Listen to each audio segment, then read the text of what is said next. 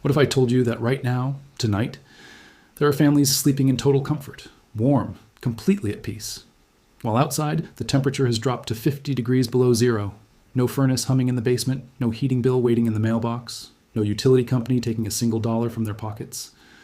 And what if I told you that the system making that possible is over 300 years old, was once available to every American family, and was quietly, deliberately taken away from you? Not because it was dangerous, not because it stopped working, but because it made too many powerful industries completely unnecessary. That's not a theory, that's documented. There's a paper trail. And by the time this video is over, you're going to know exactly what was buried, who buried it, and how you can start taking it back, starting tonight with things you already have in your house. Let's start with a scene that should be impossible. Picture this. It's 4 a.m. somewhere in Lancaster County, Pennsylvania. The kind of February night that turns your breath into a cloud the second it leaves your mouth. Trees are cracking in the cold like gunshots in the dark. The wind chill is sitting at 31 below zero, the kind of temperature where exposed skin starts dying in minutes, where cars won't start, where pipes freeze and burst in homes with all the modern insulation money can buy. And inside one particular stone farmhouse on a quiet road outside of Millersburg, Ohio, 3 generations of an Amish family are sleeping without a single electric wire carrying heat to their rooms. No furnace, no heat pump, no electric blanket. The walls are warm to the touch. The floor is warm under your boots. There's a stove in the next room, but it is barely smoking. One small, quiet fire. And outside, a wind that would kill a man in 20 minutes. How is this possible? That's the question that changed everything for the people who started actually paying attention to how the Amish have been, living for the past 3 centuries. And the answer, once you hear it, is going to make you look at your heating bill with a very different kind of emotion. One Amish farmer, when asked to explain it, said something so simple it almost sounds like a riddle. He said, "We build the house to hold the heat, not to make the heat, to hold it." Read that again slowly, because that one sentence contains the entire secret and exposes the entire lie that modern construction and modern energy companies have been selling you your whole life. Here's what modern American home design actually does.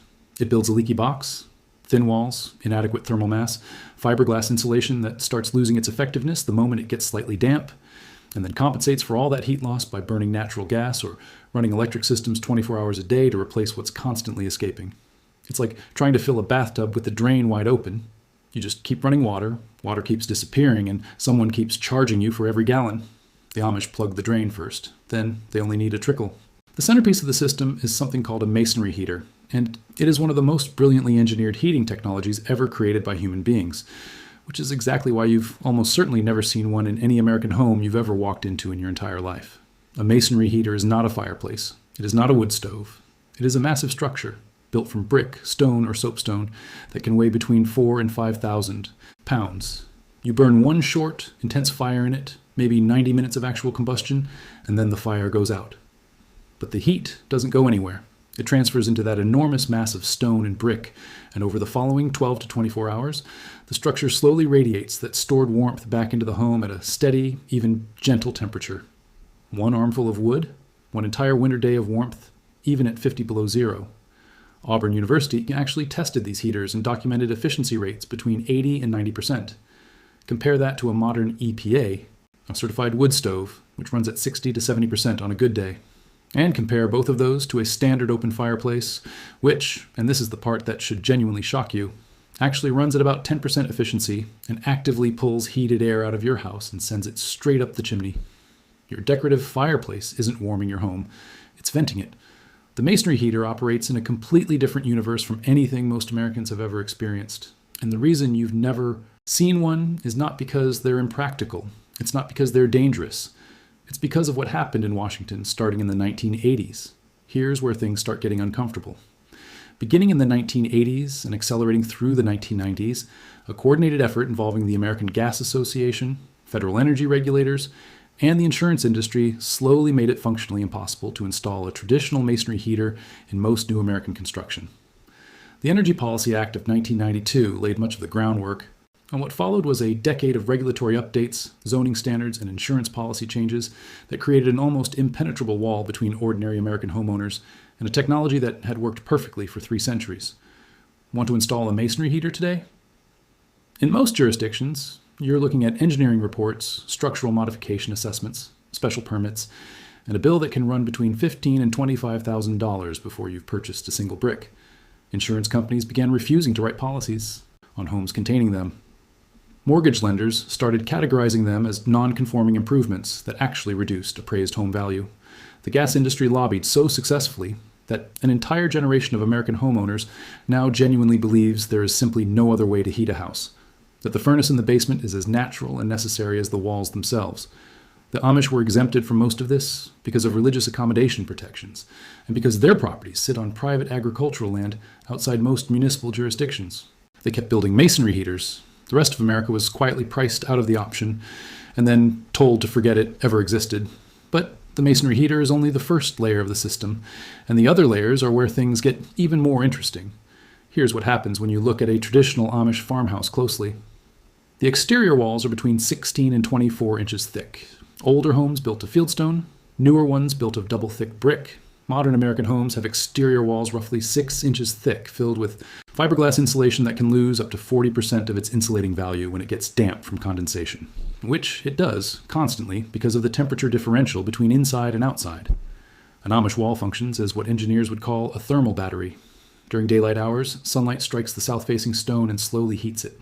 When the sun goes down and temperatures plummet, the stone begins radiating that stored warmth back into the home.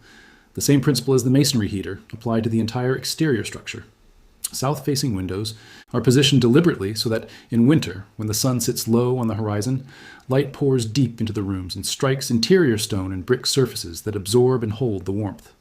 Deep roof overhangs are positioned so that in summer, when the sun is high, they block direct light from entering at all, keeping the house naturally cool.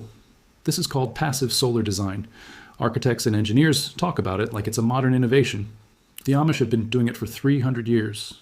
They don't call it anything. They just call it building the house right. Then there's the third layer, which is the one that consistently breaks the thinking of every modern building scientist who encounters it for the first time. The Amish do not heat empty rooms. They never have. Imagine this. In a traditional Amish farmhouse during winter, there is one main living area where the family gathers, where they eat, work, talk, educate the children, sew, repair tools. That is where the masonry heater sits. The bedrooms are unheated. The hallways are unheated. The pantry is unheated. By concentrating all warmth in the single space where human bodies are actively present during waking hours, the Amish reduce their total heating load by something approaching 70%, compared to a modern American home that maintains 72 degrees in every bathroom, every closet, every hallway, every empty bedroom around the clock. Think about how much of your heating bill is keeping rooms warm that no one is in. Think about how much of your paycheck disappears every winter just to heat square footage that's completely unoccupied at any given moment. Now here's the part of this video that's specifically for the person watching right now who already owns a house and is thinking this only applies to people building from scratch. It doesn't.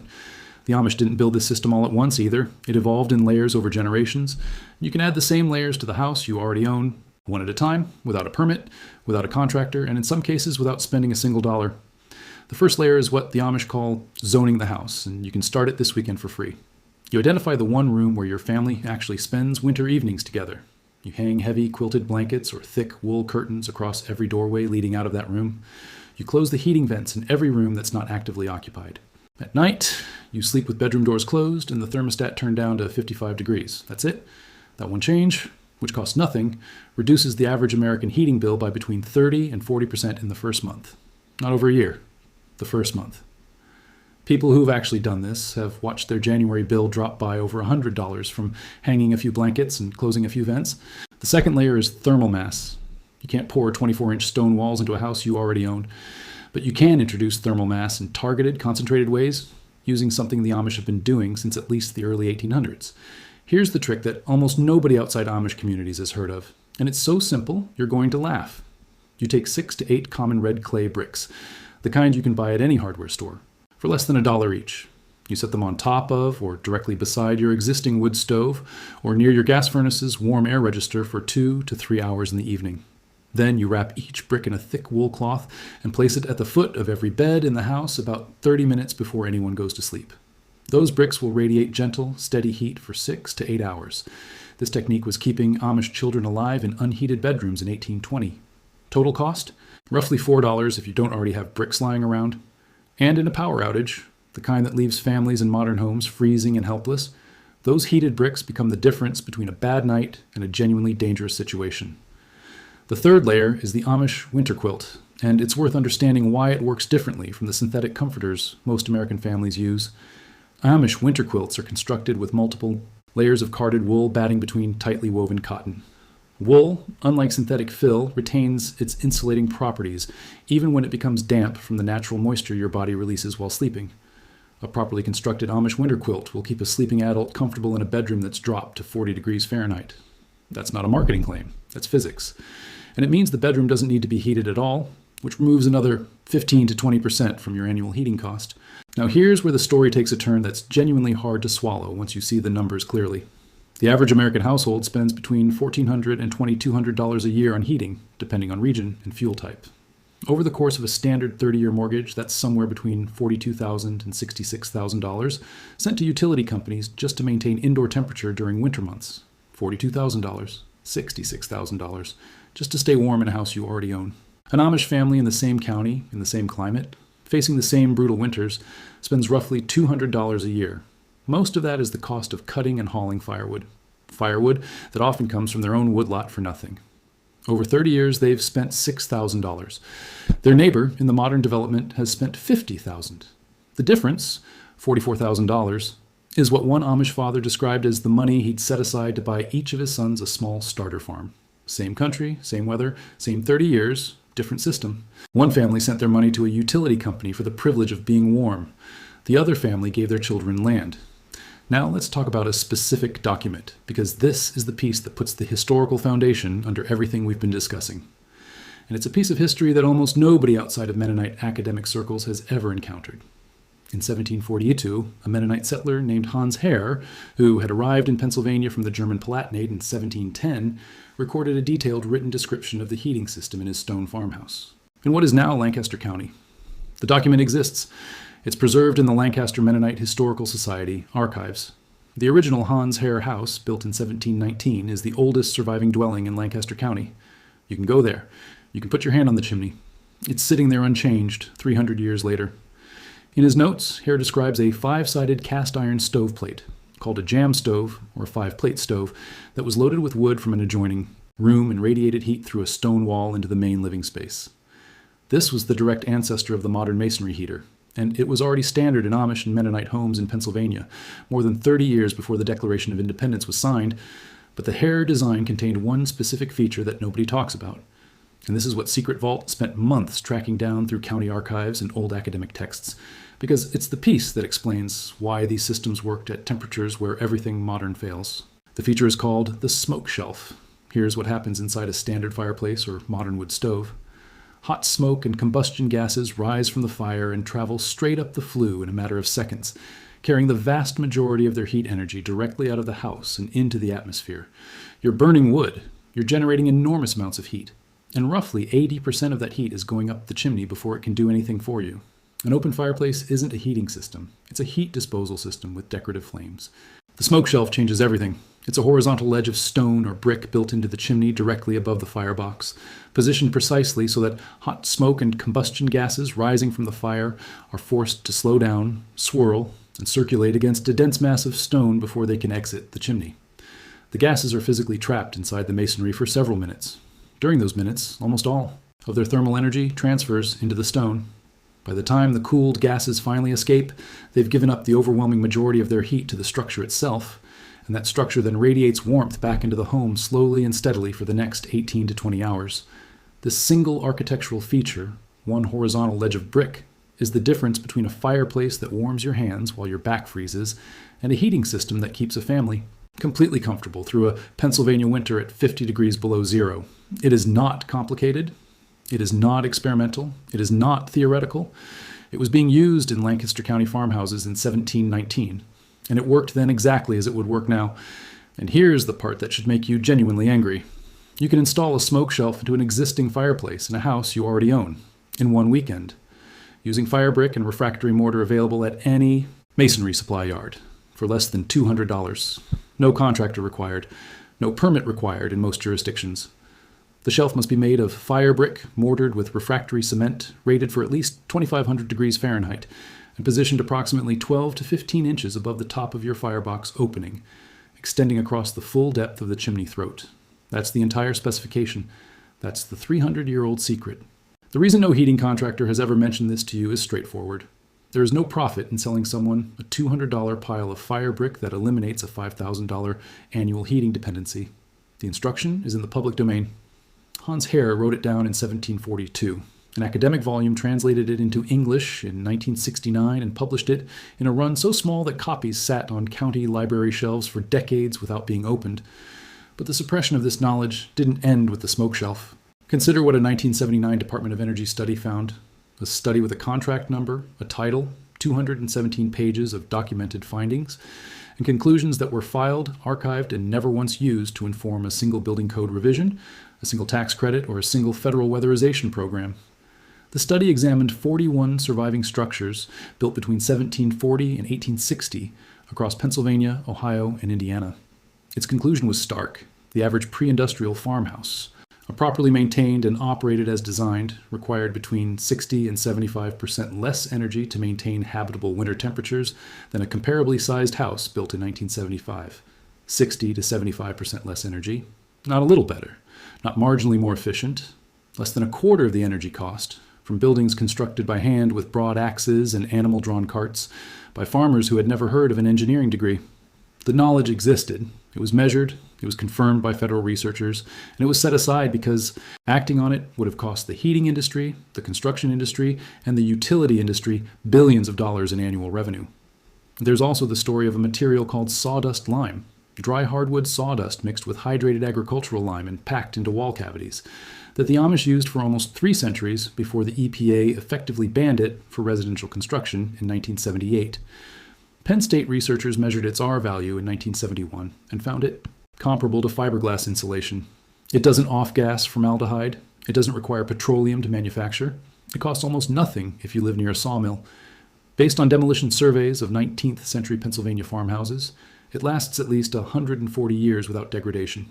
It wasn't banned because it failed. It was banned because it couldn't be standardized, packaged, sold in rolls, or taxed at the point of manufacture. The Amish still mix it in the barn. Their walls outlive modern construction by a factor of 3. And then there's the record kept by a man named Eli Stoltzfus, who lived in Lancaster County from 1871 to 1954, and recorded daily temperature readings, indoor and outdoor, for 58 consecutive winters. On February 9th, 1934, when the outdoor temperature dropped to 22 below zero, Eli recorded the indoor temperature of his farmhouse at 6 in the morning, before anyone had started a fire, before any stove had been stoked, after at least 7 hours with no active heat source running. The reading was 58 degrees Fahrenheit, an 80-degree differential, held passively by the structure itself. No furnace, no electricity, just stone walls, thermal mass, a properly designed chimney system, and knowledge that had been passed down through generations. Modern building codes do not require, and in most cases actively prohibit, the wall assemblies that made that number possible. Here at Secret Vault, the deeper we've gone into this history, the more a single conclusion becomes unavoidable. You did not lose this knowledge by accident. It was not lost to progress. It was not replaced by something better. It was taken from you, methodically, systematically, by industries that profited from your dependence and by regulatory frameworks that called it safety, while it was serving something else entirely. The Amish kept it alive for one simple reason. Nobody asked them to stop. They built the old way, the same way their grandparents built, because they answer to a different authority than the one that issues permits. And tonight, somewhere in Holmes County, Ohio, an Amish grandfather is sitting in a warm room beside a fire he lit 4 hours ago. He hasn't paid a utility company. He hasn't filed a permit. He hasn't called a contractor. He's just warm, the way his great-great-grandfather was warm, using knowledge that was supposed to be yours too. The knowledge survived because one community refused to let it die. And now you have it. So here's what you actually do next, starting right now. This weekend, you zone your house, you pick the room where your family actually lives during winter evenings, and you hang heavy blankets in every doorway leading out of it. You close the vents in every empty room. You turn the thermostat down at night. That one change, $0, cuts your heating bill by 30 to 40% in the first month. Next, you get 8 clay bricks. You heat them beside your stove or furnace every evening. You wrap them in wool cloth and put them at the foot of every bed. $4. 6 to 8 hours of gentle warmth in rooms you never have to heat again. Then you drive to a masonry supply yard and you price fire brick and refractory mortar. You look up the Hans Herr house. You look at photographs of the original chimney. And you decide whether this is the weekend you install a smoke shelf that will still be in that fireplace when your grandchildren are grown, doing exactly what it was doing in 1719. Because here's what this really comes down to. You were never supposed to be dependent on a utility company to stay alive through winter. That dependency was engineered. It was built around you, carefully, piece by piece, over decades, until it felt as natural and inevitable as breathing. But it isn't natural. It isn't inevitable. And the proof that it isn't, the physical, measurable, documented proof, has been sitting in Lancaster County farmhouses for 300 years, waiting for someone to ask the right question. The Amish asked the right question before we were a country. They built the answer into every wall. Now you know what they know. What you do with it is entirely up to you.